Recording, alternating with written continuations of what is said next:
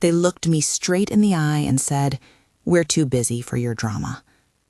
Those words landed like a slab of ice. I had to set the phone down and steady my hands on the kitchen counter because, for a moment, I could not tell which hurt more, the news about my sister or the way my children folded me away like an inconvenience. My name is Barbara. I'm 72. I was a school librarian for 40 years in a small Ohio town where everybody's childhood memories are folded up in public libraries and summer evenings on the lake. My husband Tom died 10 years ago. We raised 3 children together, Jennifer, Michael, and Rachel, and the lake house was Tom's dream. He grew up on that shore, and when we married, we promised one another we'd keep it in the family. It was where summers were stitched into our family story. Picnics on the dock, the smell of frying fish, my husband teaching the kids to cast a line just beyond the reeds. The house has worn the dents of a life well lived. Chalk marks on the pantry door, initials carved into the picnic table the kids argued over every year, a faded photograph of Dad with an arm around my shoulder on the mantel. It is not just wood and nails, it is memory. And then my sister, Patricia, got sick. Stage 4, the oncologist said without beating around it. I remember the silence after he spoke, like a wind that blew all the familiar furniture out of place. Patricia and I were close, not in a confessional way we told each other everything, but in the steadiness of being the other person who would show up. She'd always been the brave twin, the one with a cigarette and a wicked laugh who'd sit on my porch at midnight and tell me stories. When her voice on the phone cracked and she said she didn't want to go through it alone, I tried to reach for my children like you reach for a handrail when a stairs tilt. I called Jennifer first. She's the eldest, 48 now, and has always been practical. Numbers and budgets, a steady corporate life that rewards decisiveness. I told her, Patricia needs someone. Can you... And before I could finish, she interrupted. Mom, I'm slammed. Work's a nightmare. Can't take time off until next month. There's a Q4 audit. Her voice was polite but clipped, as if grief were an agenda item to be scheduled. I called Michael next. He'd been quiet. Software in his bones, living in New Jersey now, always with a problem to solve and a silence that pretended problem-solving could fix everything. I can maybe swing by for a weekend, he said, and then added, but I'm on a deadline, you understand. Rachel, the youngest, teaches high school. Her days are packed with teenagers and lesson plans. She answered on the third ring, voice small. I can't take PTO, Mom. There's grading, and I promised the kids we'd have parent-teacher conferences. Her apology sounded genuine. It sounded inadequate. They said all the things adult children of the modern world say when life gets thin. I would if I could. I'm so sorry, Mom. We'll figure something out. And then the delay. The next week, the next month, and then silence. I drove from my house to Patricia's apartment the weekend after the diagnosis. The building smelled faintly of coffee and cleaner. The curtains were drawn against what summer light there was. Patricia's hands were cold beneath the blanket, but when she smiled at me, I felt both of us steady in the way only sisters can be.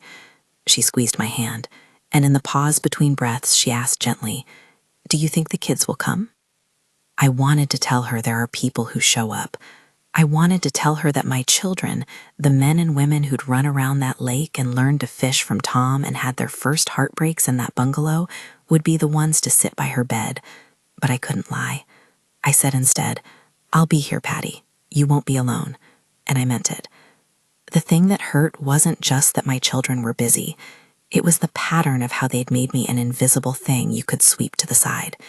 In conversations, they'd slip into this tone that wrapped worry and annoyance. Your funeral is an inconvenience. Your grief is drama. There were days I could hear Jennifer's voice saying, as if repeating a mantra she had been coached to believe, "Mom, you worry too much." Each syllable a dismissal.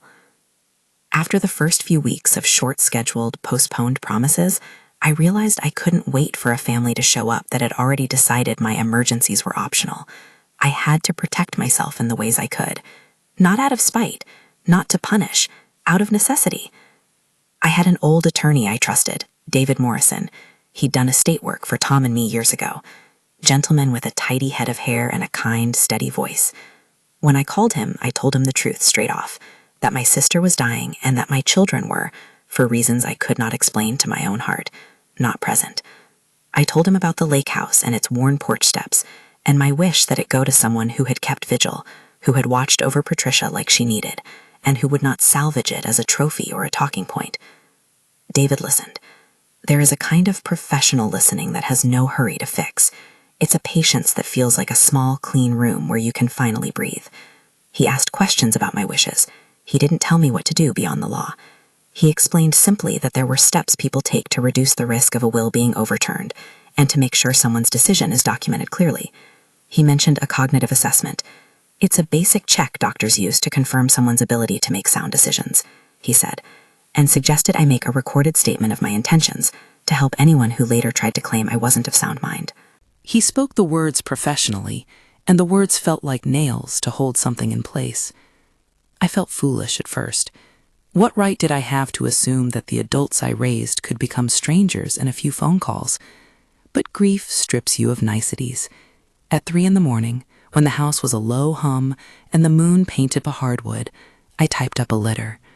I wrote down why the house mattered, why certain pieces of furniture belonged to Emma, my niece, Patricia's daughter, who had been there the first day the diagnosis arrived and who slept on a cot in Patricia's living room for weeks on end.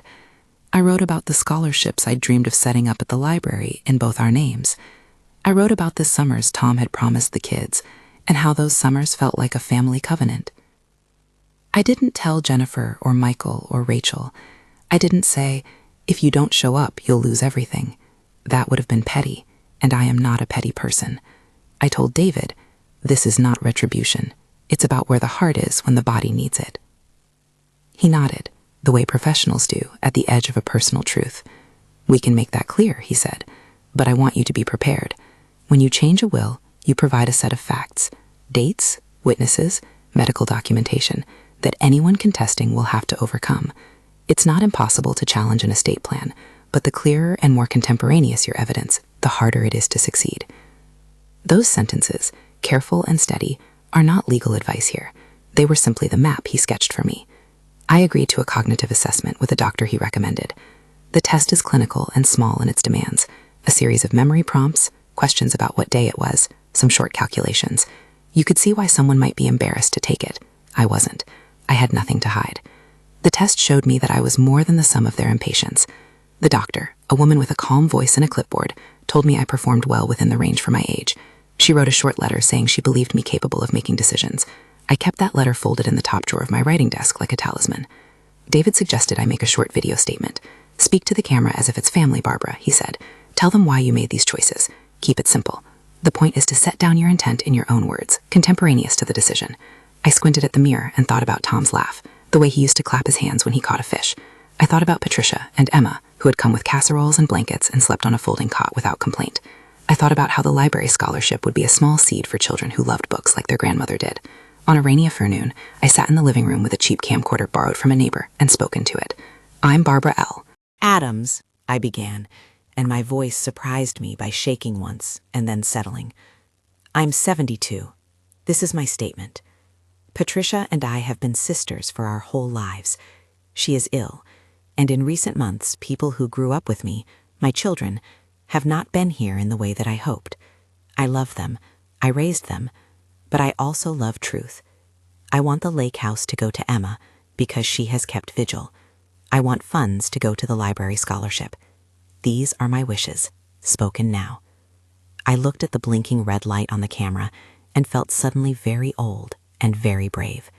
The clip was short. Its truth was unvarnished. David told me to keep it safe.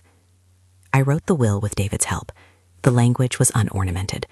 The lake house to Emma, a modest bequest to each of my children, not nothing, but not the bulk of everything, the bulk to scholarships and a few charities that mattered to Patricia and me.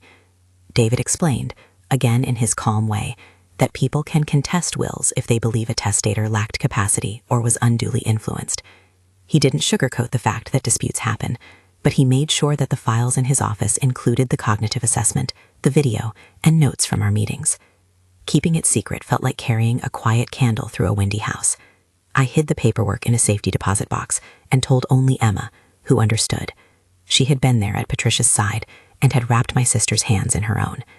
Emma emailed me once from her small apartment with a photo of her daughter curled up under a blanket with a library book and the caption, "We'll take care of it, Aunt B." Her faith felt like warm light. This is the point where things begin to tangle. People start to sense that something has shifted, even if they cannot name it. When you change the pattern in a family, when you revise expectations of who will steward what, It sets off small alarms. Jennifer began sending more urgent texts.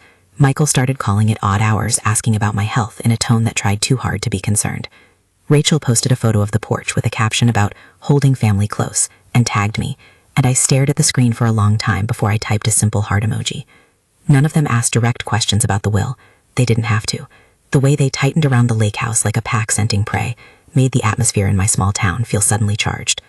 Then, that Sunday in August, Jennifer and a familiar entourage arrived at my doorstep with a folder under her arm. It was the kind of suddenness that makes a body remember its old instincts. I was making tea when there was a rap on the door. Outside stood Jennifer, Michael behind her with a woman I didn't know, and Rachel, whose eyes flicked between the porch and the front hall like she was checking for witnesses. "Mom," Jennifer said, like someone announcing an inconvenient errand, "we need to talk about the house." I invited them in because I still had that reflex to open my home when family came. They sat on the couch. Their voices fell into the pattern of a group that had rehearsed its lines. Michael opened his folder and slid a paper across the coffee table. "We brought paperwork," he said, "power of attorney forms. We just thought, this might be the easiest way to make sure things go smoothly." They spoke of helping, of planning, of making sure you're not alone. They said the words as if they were flags of concern, but there was an edge to them, a pressure contained in civility. I felt it like a hand on my shoulder, not warm but leashed. "Power of attorney?" I repeated, because it sounded like a term made of someone else's life. The phrase hung in the air. I remembered David's explanation. A power of attorney gives someone legal authority to act on your behalf. It can be used for good. It can be used as a lever, depending on the bearer. "I'll think about it," I said. "I appreciate." Jennifer leaned forward, and for a second a memory flashed, her small hand in mine as we walked down to the lake with a fishing pole. "Barbara," she said, soft but relentless, "you should sign today. Do it now. It's one less thing to worry about." It was the old tactic. Make the decision in a moment of pressure, then later say it was the one she had chosen. My instinct was not to snap. Instead, I told them, "I like my decisions to be thought through." Their faces shifted in that way people's faces do when they realize they're no longer getting compliance. They left with the folder, and the front door closed behind them. I sat for a long time in the quiet of my living room, the tea gone cold beside me.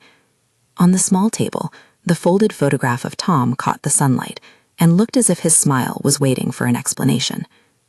Over the following weeks, the pressure increased. Invitations arrived to family meetings that turned into thinly veiled attempts to persuade. There were, later, social media posts that read more like requests dressed as mourning, posts about family being fractured and how a house should be a place of unity, while images of the porch and dock were haunted by absent faces. Jennifer's tone on social media was careful. It was the kind of public appeal that asks for witnesses. I noticed the pattern. When private appeals fail, public narratives tend to follow. Then came the message I had been worrying about in the quietest hours, a call from my doctor. Someone had requested my records. My medical office notified me that there had been an inquiry and that, under the law, certain information could be released to designated persons with authorization. My heart beat loud and steady, not out of fear of the records themselves, but out of the implication behind the request. It smelled of something that had been rehearsed, how to gather a paper trail to say someone was not of sound mind. I remembered what David had told me.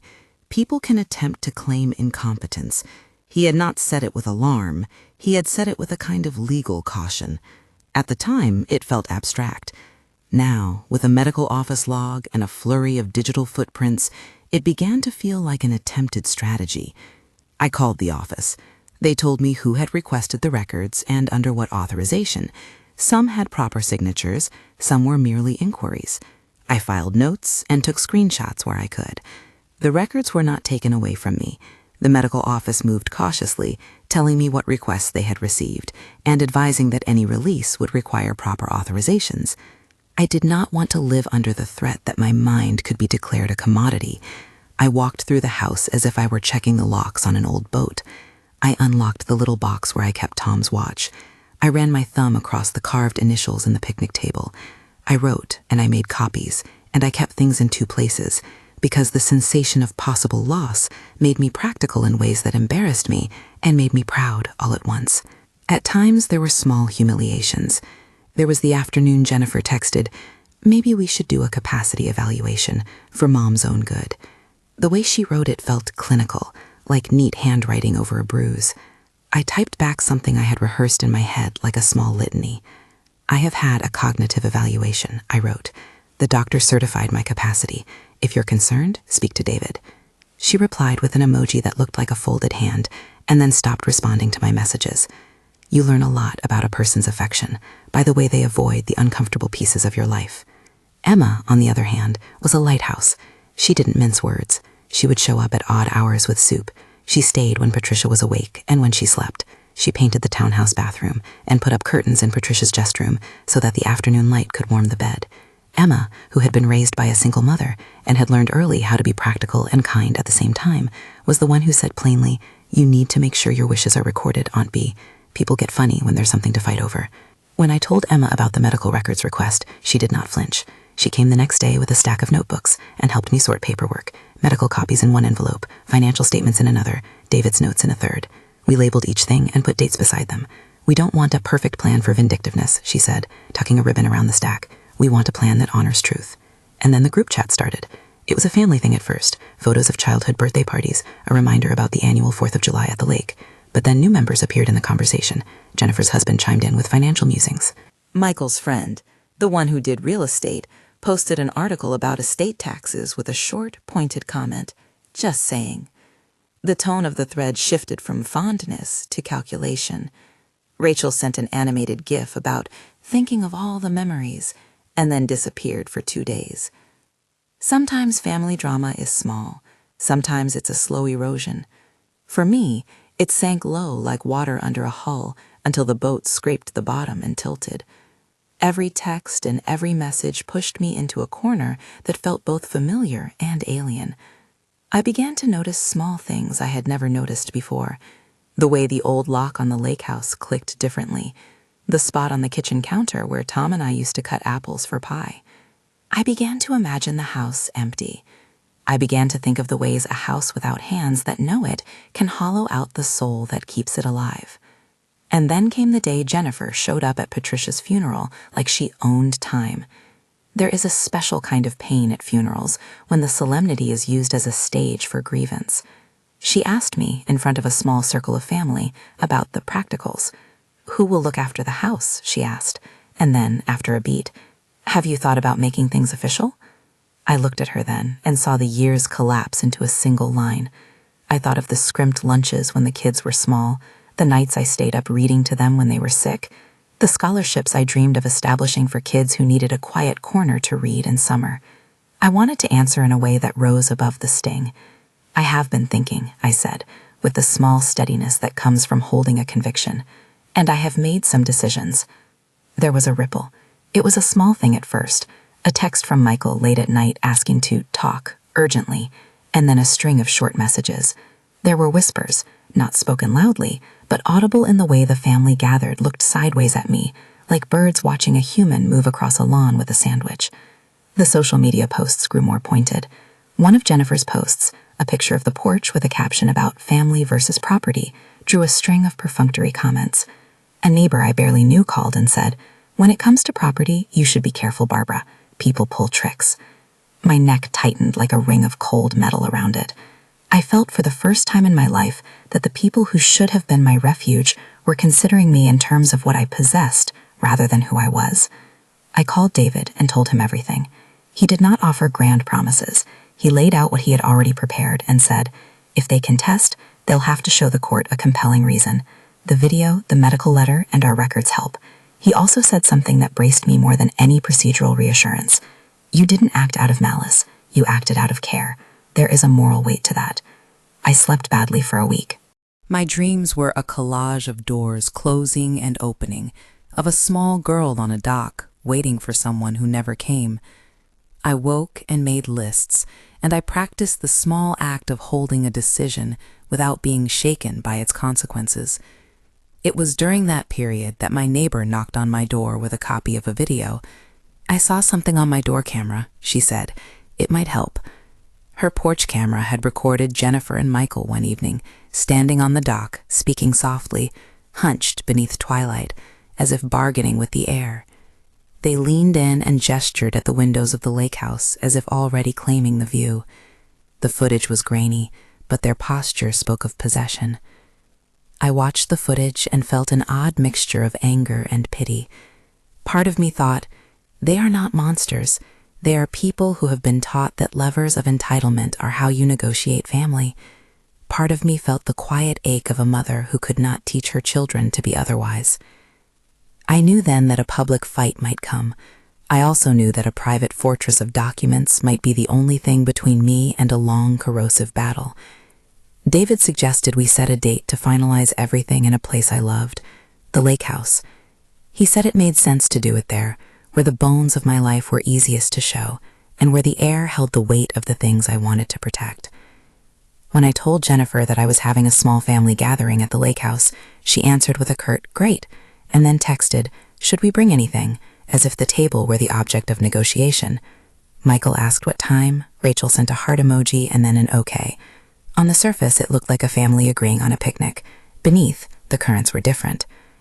The day arrived with that clear, cool light you only get in late September in Ohio. The lake was a sheet of pewter under a sky that threatened rain. I stood on the back steps of the house with David nearby, his briefcase like a folded umbrella by his knee. Emma was there too, carrying a glass pie dish she had made for the occasion. Her presence felt to me like a blessing, because she had been the one to hold a vigil, to bring folded blankets and stories and not measure grief in minutes of inconvenience. As cars pulled up the drive and voices wafted over the grass, I felt the whole story tighten into a single frame. The living room smelled faintly of lemon polish and old books. The coffee table held a bowl of nuts Tom had loved. I had arranged the chairs in a circle, with the old clock that Tom wound every week ticking softly. There was an odd theatricality to the scene, family awaiting a curtain to lift. They came in, Jennifer with a mask of raison d'etre, Michael with a tight jaw, Rachel with an uncertain smile. Behind them were spouses, kids, a cousin who had arrived late, flesh and context layering into the moment. They expected something informal, I think. They expected some casual chat and then a walk around the lake. Instead, they found paperwork on the coffee table and David sitting calmly with his briefcase open, as if he had been waiting in neutral. Jennifer's eyes flicked to David and then to me. "What's this?" she asked. I took a breath. The house breathed with me. The hinge on the front door sighed like an old friend. I could feel the fault lines running somewhere in the room, and in that space, the moment held the weight of all the small slights that had come before. I thought of Patricia's hands, the way they had folded in prayer, of Emma staying up nights to hold her aunt, of the words of my children that had brushed me like inconvenient errands. I set my tea down, and with a steadiness I surprised myself by finding, reached into my bag for something I had rehearsed but not said aloud until then.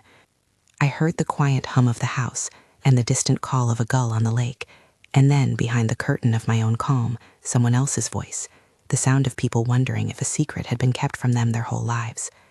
I did not know yet how the rest of the day would go. I knew only that the living room felt like an old photograph about to be developed, that the briefcase on the coffee table contained the things I'd done in the quiet of nights and the small braveries of ordinary days, and that when you stand up for where your heart is, the world takes notice, in a good way or in a way that hurts. I looked at my children, and I thought of the little ones they had been, and then the people they had become. There was a knock, not on the door this time, but in the hollow between breaths. Someone cleared their throat and spoke, and I felt the moment move like a tide, pulling us toward a place none of us could step back from easily. Someone cleared his throat.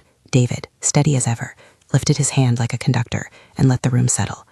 He didn't look at them first, he looked at me, and there was a small private approval in his eyes that I felt like a warm palm on my shoulder.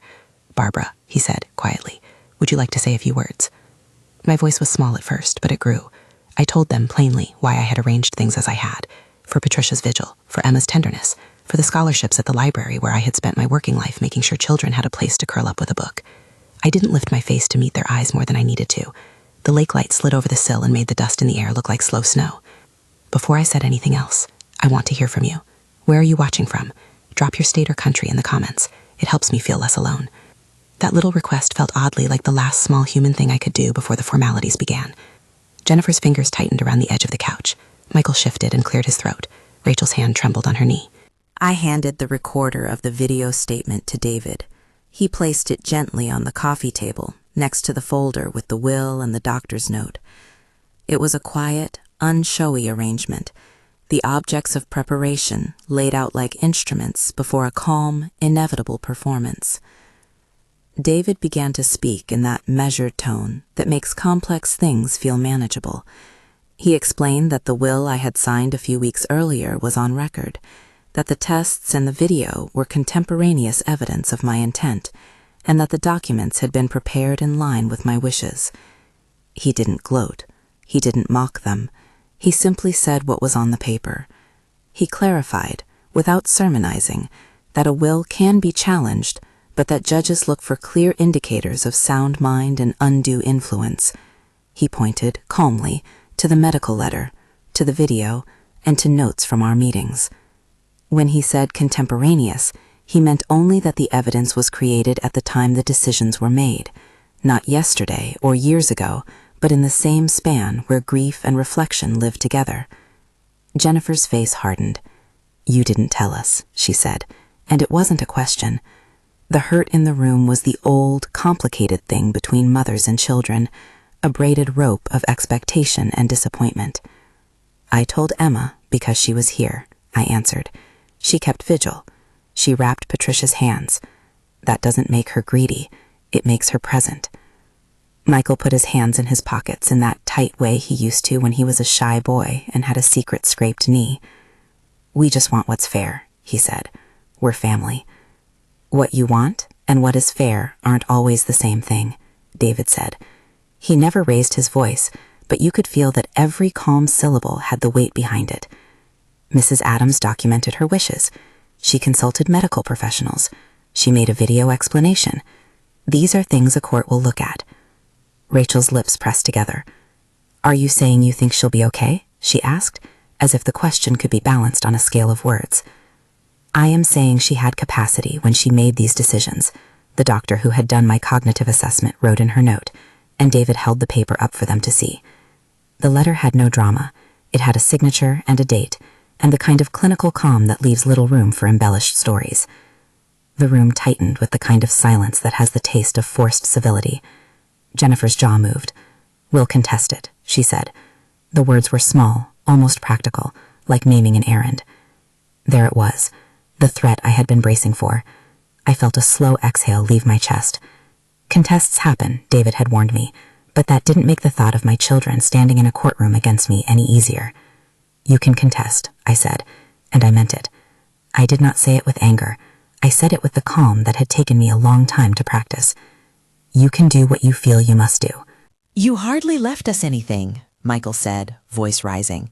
"This house, it's been in the family forever." "It has been in the family," I replied, "but family is not a ledger. Family is how you show up." Emma showed up. That was when Jennifer's eyes shifted, not toward me, but toward the camera case on the table. Her mouth tightened as if she were counting reasons.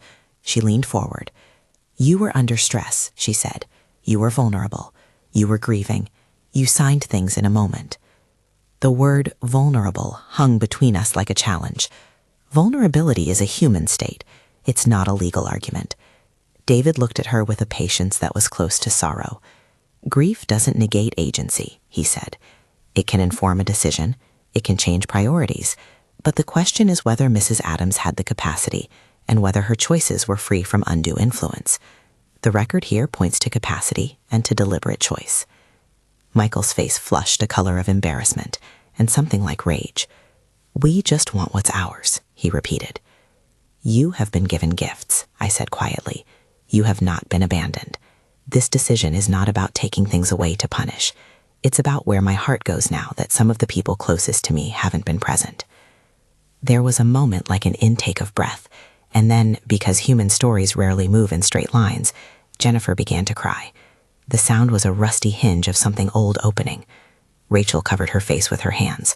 Michael's posture broke in a way I'd rarely seen since he was little and had scraped his knee. The theater of confrontation collapsed into a knot of ache.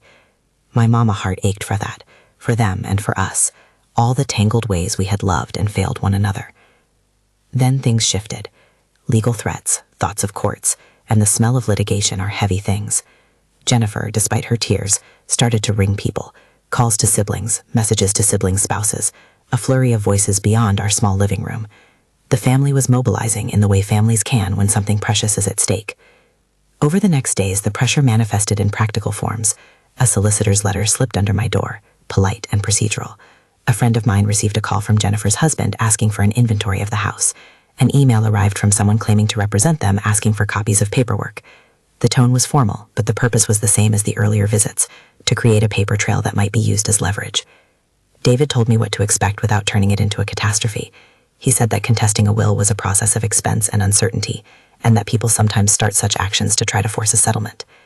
They may think contesting will get them what they want quicker, he said, but it also opens everything to scrutiny. I didn't need the lesson to know that. I had already stocked my small defenses, copies of everything in 2 places, digital backups on drives Emma knew how to access, a small ledger of calls and who had shown up and when.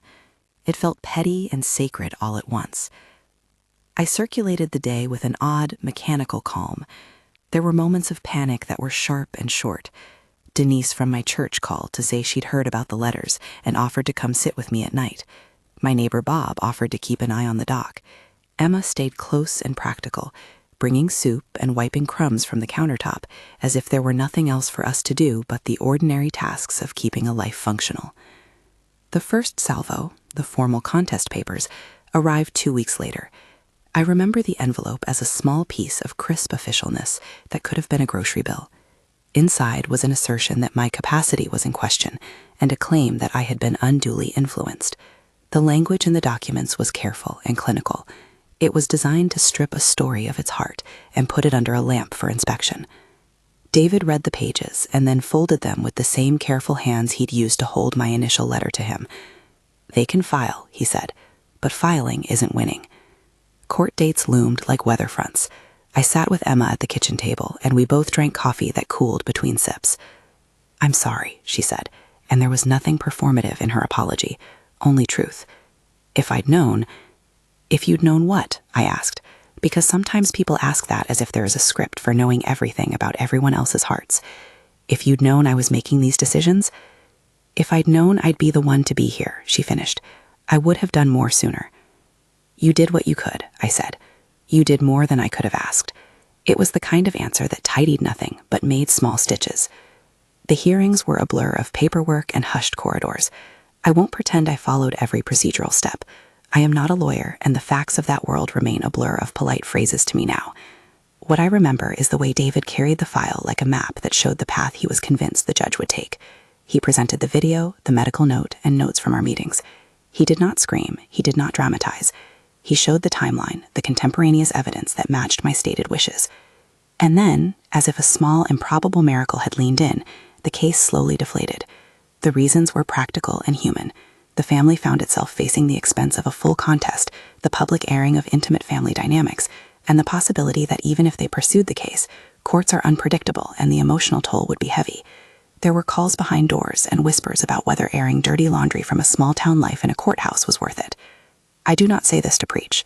I do not rejoice in the difficulties my children faced. I only note that in the end, the contest was dropped.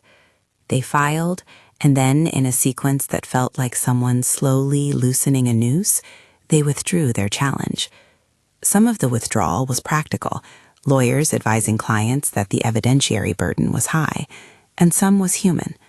My youngest daughter came to me weeks later and touched my arm and said, "I miss you." That seemed the bravest thing anyone had done in a long time. The resolution was not a fireworks moment. It was a slow afternoon in which the papers stayed where they were, and the lake kept its long, indifferent hold on the sun. There was no great speech. There was a sleepy sense of relief and a complicated sadness that still lived in the corners. I didn't gloat. I don't believe in victory rituals over kin. I felt mostly an immense fatigue that lived with a quiet, unassailable sense of justice. Not that I had been proven right in some dramatic way, but that my careful choices had been honored, and that the people who had been present in the hard places were supported for their attention. With the legal storm passing, the practical work of living remained. The lake house needed paint, and the dock needed planks replaced. Emma and her family began to spend more time there. She has a little girl now who curls up with the same old picture books I used to shelve at the library. Watching them together feels like a quiet repair to the world. We held small gatherings, not ostentatious celebrations, but dinners where the turkey was simply cooked and the plates had the old nicked edges Tom used to complain about. There is laughter again, tentative and sometimes raw, but there is also an ease in which people know one another's boundaries a touch more clearly. I went back to the library on a soft Tuesday in November just to shelf books. The smell of paper and dust is a kind of balm for me.